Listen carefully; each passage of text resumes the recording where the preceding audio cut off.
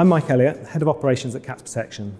Cats Protection is the UK's leading feline welfare charity, and we have a network of 35 adoption centres and 250 volunteer-led branches across the UK.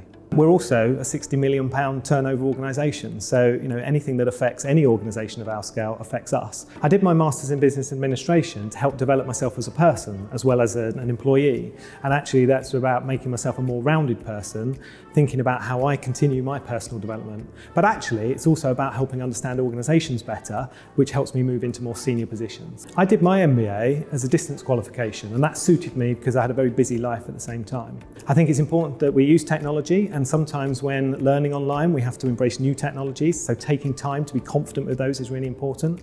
But it's also around using those technologies to feel that you're part of a cohort as well, so you're not isolated when studying through distance learning, but actually you're meeting a whole new range of students and tutors, you're just doing it in a different way. The most valuable lesson I learned in my MBA was around learning about lots of different theories, concepts, and things that you can apply in different ways. But the most important part of that was realising that actually not to take those for granted. So to question them, to think about why someone's come up with a certain theory. Does it work for me?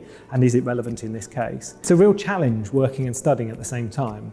And my tip would be to find a pattern that works for you. I'm an early person, so actually I'd quite often get up very early in the morning, maybe 5 in the morning, to meet deadlines in terms of my study, and then get on with my daily work. But for others it'd be different. It's about working out what works best for you and not works for other people. For anyone thinking about doing an MBA, I'd advise them to give it a go.